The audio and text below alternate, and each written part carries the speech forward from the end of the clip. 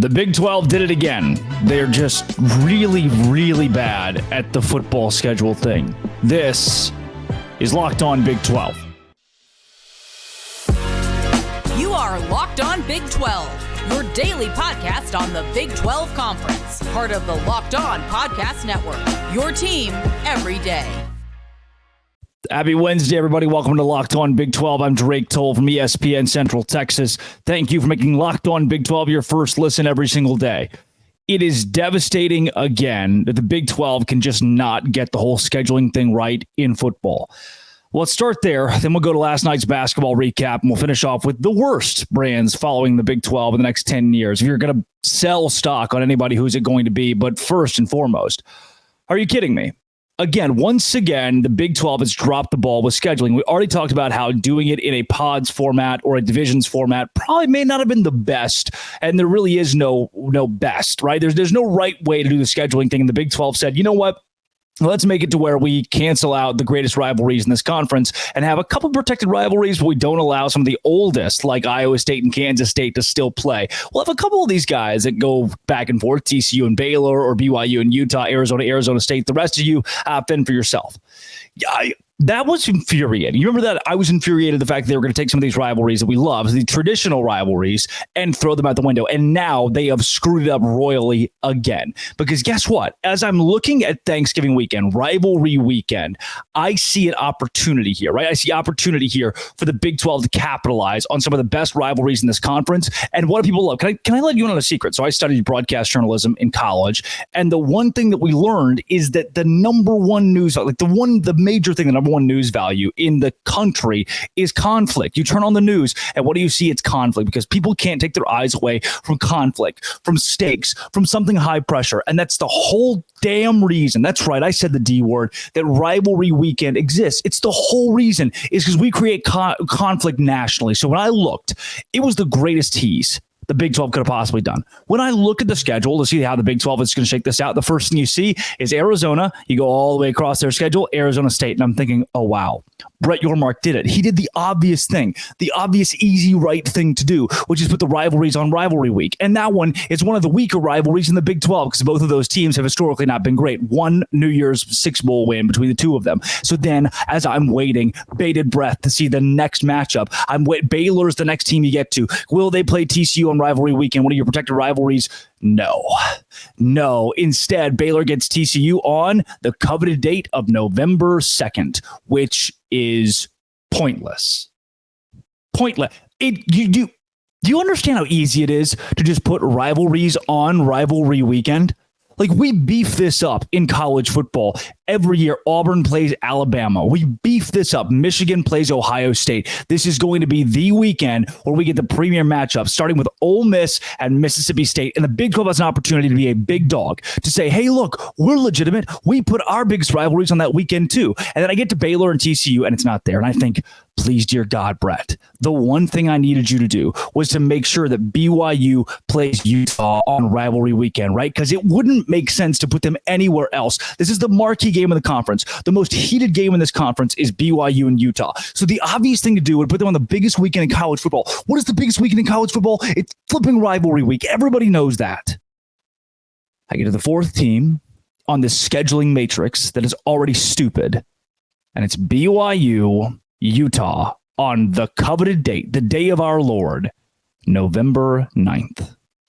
Guess who plays in the Big 12? Can I read a couple of these matchups on rivalry weekend in the Big 12 as the rest of the country, even in the SEC, where like an A&M plays LSU? That's not historic, but it's become fun, and you've come to know and love it on the last weekend of the year. Arkansas playing against Missouri, right? The SEC does this. The Big Ten does this. They play some of their rivalry, their trophy games, and it's big. You know how easy it was to just put BYU and Utah on that weekend? How asinine it is not to do that. Listen to some of these matchups. Arizona State. Good. Yeah. Not the best rivalry in the conference. I think Kansas State, Iowa State should have been protected over that one, but that's not in this conversation. That is bad within itself. Then Baylor, Kansas. Ooh, that'll draw eyes. BYU, Houston. What is the point?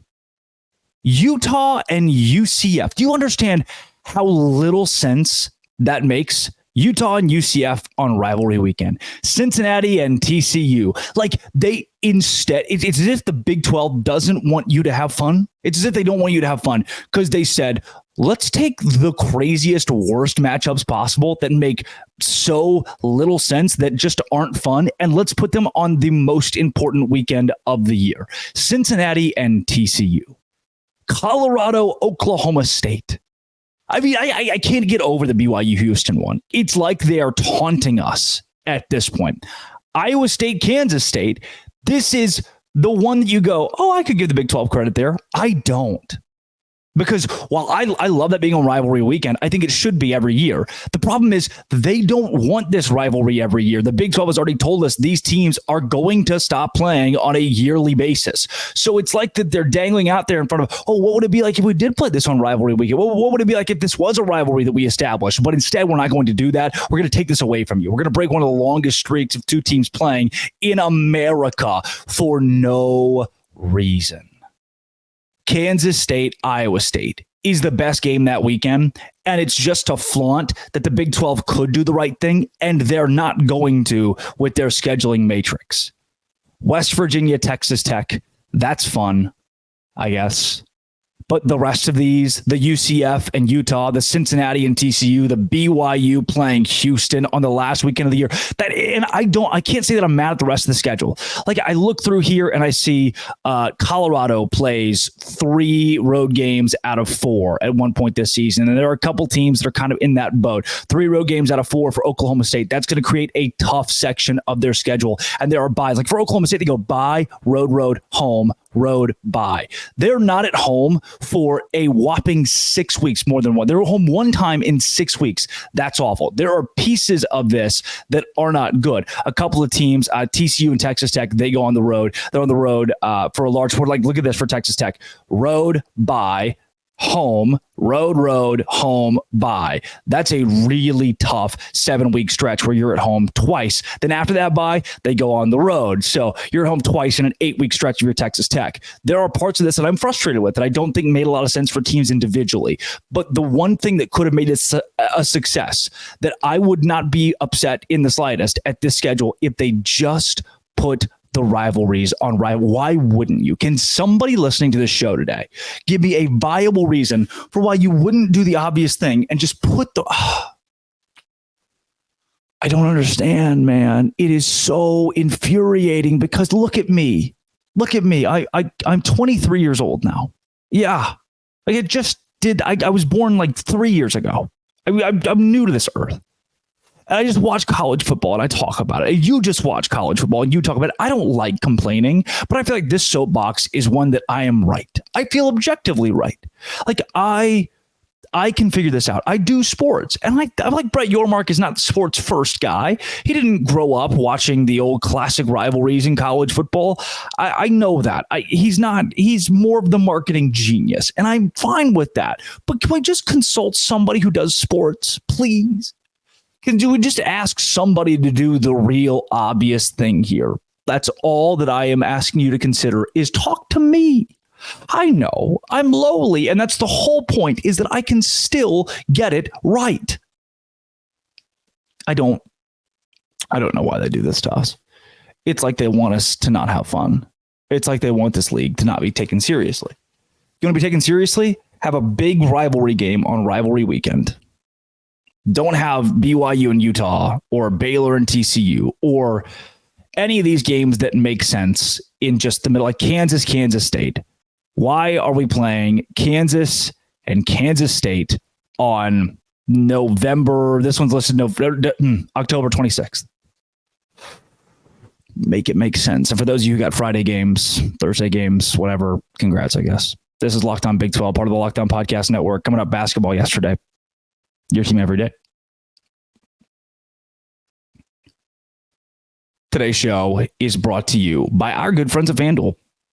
FanDuel's where I go to make money. I've told you that. The Super Bowl is coming up. And with the Super Bowl coming up, FanDuel is your place where you can make money. We can make money together. I'm already looking at props for this game. We got to wait a little bit because the Super Bowl has that weird 2-week gap thing. But FanDuel is happy to serve America as the number one sports book in this great country. If you're like me, the Super Bowl is all about props, not just the food, not just the circumstance, but props. Get you a W or 2 or 3 at FanDuel. With Super Bowl 58, FanDuel has which players will score a touchdown, how many points will be scored, and so much more. New customers, join today. You'll get $200 in bonus bets if your first bet of $5 or more wins. FanDuel.com/locked-on to sign up. FanDuel.com/locked-on. Make every moment more with FanDuel, the official sports betting partner of the National Football League. Watching Big 12 basketball last night made me very frustrated at Kansas State, but also a little bit happy that Oklahoma won this game. I am rooting against Oklahoma and against Texas specifically in pretty much every sport because them winning doesn't do a lot for us. In Texas scenario, them going to the college football playoff, that gave us money, so that was fine. Like net neutral, who cares? For Oklahoma in basketball, I don't need them to win. They are going to the SEC. This 53 points. Kansas State had 53 points at home, and that was almost a miracle within itself. 19 points in the first half for Jerome Tang and company. I don't know who took the wind out of Kansas State's sails, but 3 losses in a row, all by double digits. The last 2, 74-52, that one at Houston, and then 73-53 against Oklahoma, where there have been points in the game where Kansas State has not just looked lackluster, but like they don't want to play basketball. Like they don't remember how to play basketball. And I don't have a viable excuse for them to lose by 20 points. There isn't a viable excuse for them to lose by 20 points at home. You're in Bramlage. I can't do much else for you. But what this does is this takes Kansas State, who I still believe is a tournament team. They are 500 in the Big 12, 4-4. Tyler Perry, 23 points. What's so frustrating to me about Tyler Perry is like, the games where he does really well, Kansas State loses. Or have games like he did against Houston, plays 24 minutes and scores 3 points. Or Iowa State, 7 points in 36 minutes. I keep asking for Tyler Perry to be good at basketball. He hasn't really been very good at basketball this season. He was good last night, and then Kansas State decided to lose by 20 points because of it. The one time the guy's like balling out, star of the show, they decided to lose because of it. Where is the Kansas State team that started so well in Big 12 play? Where is the Kansas State team and again, I still think they're going to March because I do believe they finish around 500 in Big 12. If you're 2 games below 500 in Big 12, you're going to make March Madness. The league is just that deep. They've still got wins against a top 10 Baylor team. They got to win on the road against West Virginia, which I know West Virginia is not all it's cracked up to be, but that's good. They have a 25-point win against UCF, the same team that beat Kansas. Some of the transitive property is going to help you. They dominated UCF. They started 3-1 with a win against Baylor. That Texas Tech game, they almost won. And I thought Kansas State is once again going to be the most dangerous team in the league, and they're going to find a way to get to the Elite Eight again. I think still could, but I need Tyler Perry to be good at basketball consistently and Kansas State to win the game. For Oklahoma, now you're going to the tournament. You always were, but now it's like, dang it. This is the way that Oklahoma can play. They could be, I think Oklahoma might win the Big 12 tournament. They seem like the team's going to try a little bit too hard, win the Big 12 tournament, and then lose in the second round. Yeah, do they give you that vibe? They give me that vibe. For Kansas State, snap out of it. Texas Tech, TCU. I love that TCU, as somebody who went to Baylor, can I be honest with you? I love that TCU has a fervent commitment to athletics. Like, I love their athletic director is cool. I love that their head coaches are cool. I love that their football coach is cool. I love that they have an effort to pack the stadium. I love that they do cool stuff. Like, coming from a standpoint of being at a school like Baylor that could be what TCU is athletically. I mean, obviously TCU just beat Baylor in Waco. It is much better at a good portion of the sports. Football, very much included. TCU is also a cool school. And I like the effort. It wasn't just some sort of, hey, fans, we have stupid T-shirts that look weird and they're yellow. Please wear them to the game or come to the game because of that.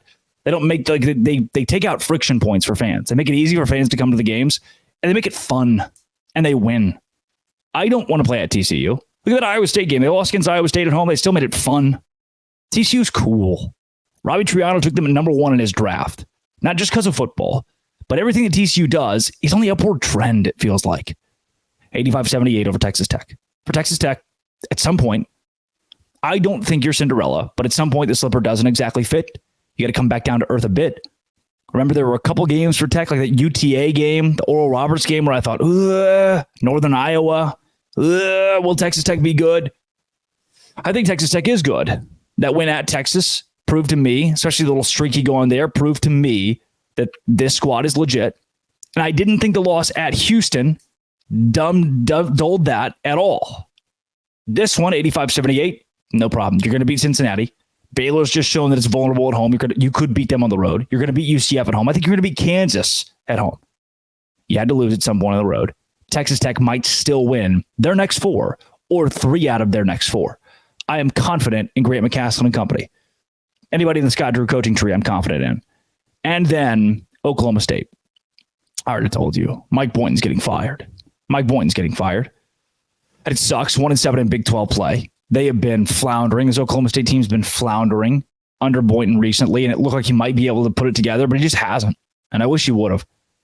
But my ask is that after a game where you win against West Virginia, that you just be competitive. I'm asking you to just be competitive and give me something to hold on to, something to look forward to watch these games, something that I can enjoy.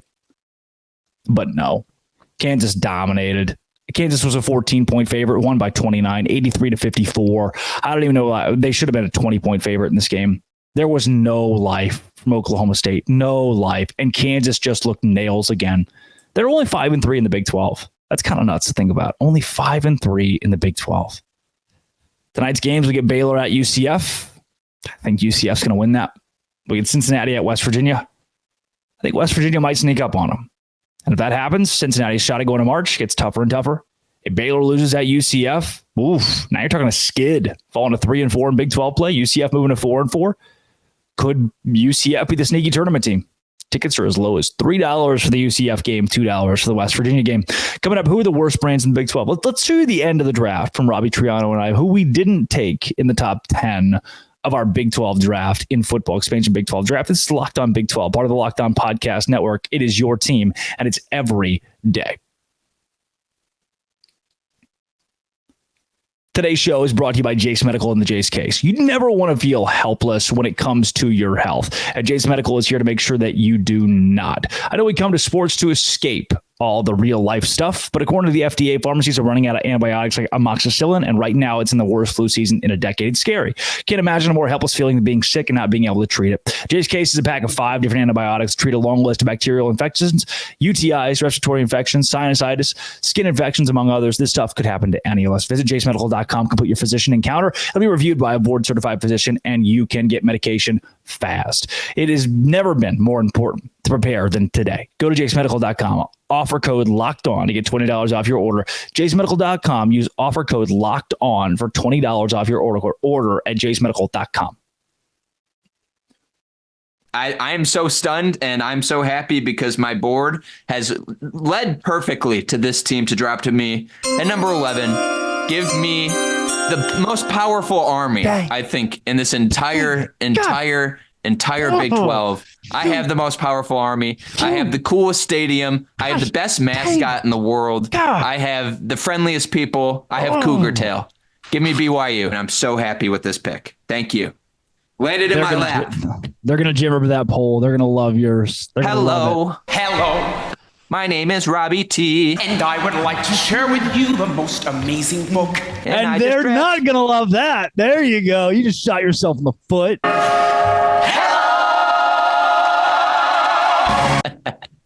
I love BYU. The fact that they fell, I'm sorry. I'm regretful for sure. The winning thing, the proving you can win in the new Big 12 is why I've tried to stay away from the new Big 12 teams, the expansion teams. That's why I put BYU on the back burner, because I have not seen Kalani Sitake win in the Big 12 yet. The teams that I have drafted here have already won in the Big 12. That's why I'm trusting them moving forward. And if Kalani Sitake goes 3-9 or 4-8 with a tough schedule, what is his future at BYU? I'm not saying it's going to happen. My number 12.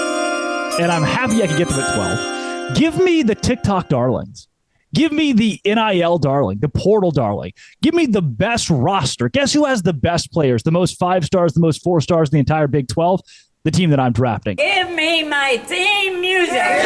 The Colorado Buffs. You're telling me I get Deion Sanders on my side? Look, they fell to 12, and for good reason. They sucked. They were really, really bad at football. And it's the first team that I'm taking that hasn't shown it's going to win with its current head coach, or that its current head coach is going to stay there more than like 3 years.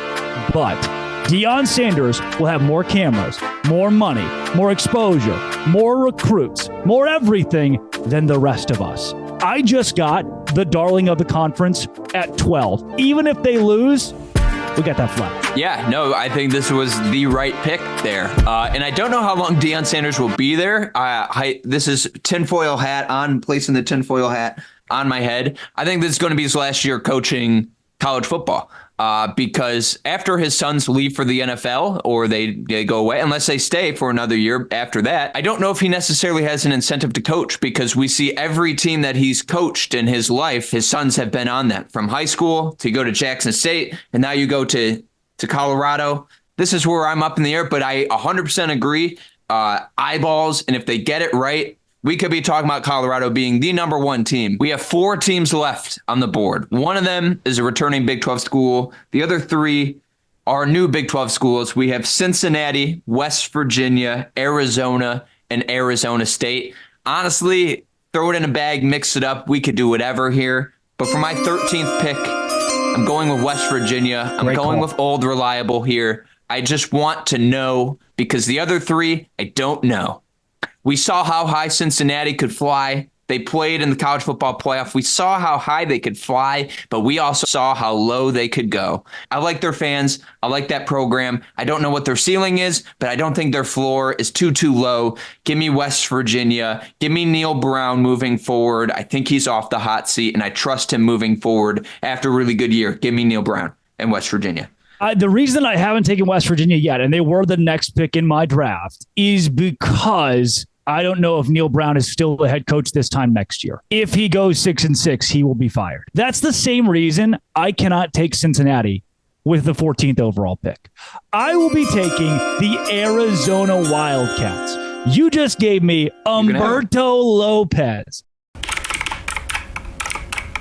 You just gave me Brent Brennan and Noah Fafita, possibly the best quarterback in the Big 12, at least top 3, possibly 1, and you gave them to me at 14? At 14? Look, I get it. If Jedd Fisch was still the head coach, they're in my top 3. Had we gone through this coaching cycle and Jedd Fisch stayed, it proves what Matt Campbell and Mike Gundy and Chris Kleiman have proven, which is that they're going to stay at their school. He didn't do that. He left. So they dropped this far in the draft, but I'm still going to pick them up because the talent's remaining. 14th overall pick in the expansion Big 12 draft, Arizona, and I love it. Thanks, Dad. Tucson, Arizona is a beautiful place. Mountains are everywhere. It's hot all the time. It's nice. I would say, no, I like Arizona. And for the people at home, we were going to do this draft when Jedd Fisch was still the head coach. And we delayed not for that reason, but I think they would have been much higher if Jedd Fisch was still there. Robbie had diarrhea for like a week and a half. Otherwise, this would have been a lot earlier. Speaking of diarrhea, with the 15th overall pick, I'm going with Cincinnati and Cincinnati chili, Skyline chili. Scott Satterfield sucks. I think that he needs to be gone, honestly, like soon. But this is in a very rich recruiting area in Ohio. It's, I would say, the second best school in the state besides Ohio State. Get Scott Satterfield the hell out. Give me more chili. Give me a good head coach. And Cincinnati has a chance to fly. But for the next year or two, Cincinnati is going to be like the Skyline chili. Yeah, you have the last pick on the board. With the 16th pick of the future Big 12 draft, I take Clemson. The reason that I like Clemson... Wait a minute. Whoa. That's cheating. Sorry, I know things that other people don't know. With the 16th overall pick, I will take the program whose most legendary head coach has the last name Cush. They once employed the guy who said... playoff. No, that's the wrong guy. Who said you play to win the game? He didn't really work out there. They've got a guy who's named Kenny, which is pretty dope as well. 2 unclaimed national championships in 1970 and 1975, the year of our Lord. They haven't won a conference championship since 2007, but come on down, Arizona State. Sure. Sure, their athletic director got fired or left or whatever that was. Sure, their president's kind of a schmuck. Sure, they don't do a lot of the winning football games. Did you know that Arizona and Arizona State have combined all time for one New Year's Six Bowl win? That is one between the two of them. They're in the same state. I don't like it. But they look 3-9. The ceiling is the roof. They can only get better from here under Kenny Dillingham, and maybe, just maybe they will. That's why I'm picking, because I have to, Arizona State at 16. And that's the draft. I have TCU, Oklahoma State, Houston, Texas Tech, Baylor, BYU, West Virginia, and Cincinnati. And Drake has Utah, Kansas State, UCF, Kansas, Iowa State, Colorado, Arizona, and Arizona State. Do you have any closing thoughts? How do you feel like it went for your team? I got a lot of the Hateful Eight. I get a lot of the continuity of this conference, the returning members who we know more about. I'm going to be honest, Robbie. What scares me about your list are the question marks could have a very high ceiling. You got some of the guys who could be the great shocking picks of the Big 12. You got moxie in your draft.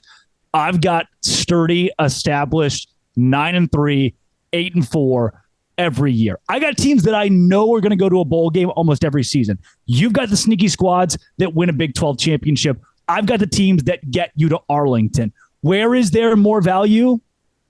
Who's to say till we find out? Yeah, you have like a Roth IRA. I have like Bitcoin. I'm really trying to, I have crypto. Like I'm really trying to like bank on the future. And if it falls bad, I'm going to fall square on my face.